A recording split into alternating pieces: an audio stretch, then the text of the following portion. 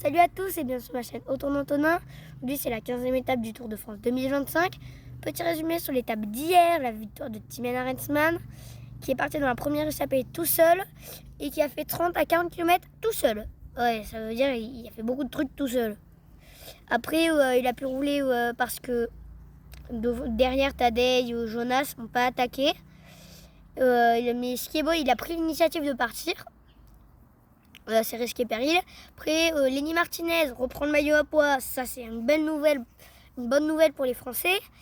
Parce qu'il est arrivé en tête de l'Aspin et du Tourmalet. Et arrivé en deuxième position du col de Perresourde. Après, une belle étape, une belle étape pour lui. Hein. Après, les abandons de Remco Evenepoel, qui se sentait vraiment pas bien les 3 derniers jours.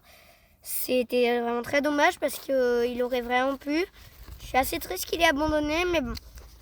Après, il n'en pouvait plus. Du coup, on n'allait quand même pas le forcer, si. Non.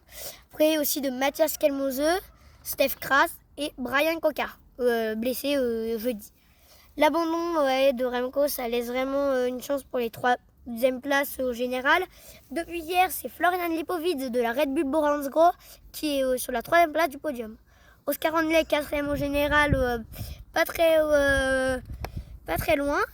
Kevin Vauquelin, 5e, qui au général. Ça serait cool qu'il gagne dans le top 5 ou même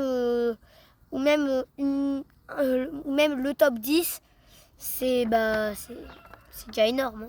C'est surtout parce que c'est déjà son deuxième tour. C'est que son deuxième tour. Hein. Après, Tadej avait moins les jambes hier. Dommage que tout le monde soit tombé dans le panneau. UAE a roulé fort pour faire croire que Tadej allait attaquer et Avisma et toutes les autres équipes n'ont pas attaqué. Et du coup, il aurait eu du Jonas. Il aurait eu.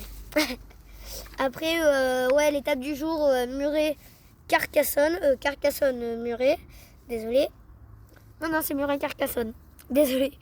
169,3 km, 2400 de dénivelé positif. 3 cols, 2 cols de 3e catégorie et 1 de 2e catégorie. Après le sprint intermédiaire au 60e km. Étape pour les punchers, ça va rouler fort dès le début. S'il y a une échappée, ce ne sera vraiment pas dès le début. Les équipes de sprinters vont essayer de rouler à fond pour essayer de mettre les points pour le sprint intermédiaire. Après, pour ceux qui vont rouler, pour moi, et qui vont essayer d'aller sur le sprint intermédiaire, Jonathan Milan, Lisa Trek, Sion Vert, Binyam Guermet, Intermarché, et Mathieu Van Der Poel, Alpecin. Et Mathieu Van Der Poel, en fait, il l'a dit. Il voulait pas forcément le maillot jaune, mais il veut le maillot vert. Du coup, il veut essayer il fait tous les sprints. Après, pour mes favoris de l'étape, Wout van Aert, Visma, meilleur ennemi de Mathieu Van Der Poel, un sprinter mais qui passe très très bien les bosses. Ah tiens, quand on parle du loup, Mathieu Van Der Poel, parce que vu comme je vous ai dit, hein, il veut les points aujourd'hui, c'est une étape qui lui correspond plutôt bien. Du coup, il pourrait. Binyam Guermet qui a bien grimpé dans le sous-l'or. Du coup, il pourrait tester, même si je suis pas sûre, il pourrait. Je vois bien Lenny Martinez sortir encore pour chercher un max de points pour son maillot. Bon, après, il y a que 9 points aujourd'hui. Hein, c'est pas si grave. Hein. Axel Laurence de la Ineos. Bon sprinter et très bon grimpeur. Juju Alaphilippe. Comme d'hab, ce serait bien que les Français gagnent une étape. En plus, un gros puncher. Bruno Armirail, s'il s'est remis des anciennes étapes des Pyrénées et du rhume qu'a mis Tadej à Hautacam.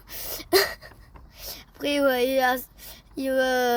parce que après, il s'est pris une tornade à Hautacam. Attention, j'arrive. Ah bon, Bon, après aussi Mathieu Burgodeau de la Total Energy. Ça pourrait être tous des candidats qui pourraient gagner. Et on pourra voir ça dans l'étape d'aujourd'hui. Et à bientôt pour une nouvelle vidéo. Allez, ciao!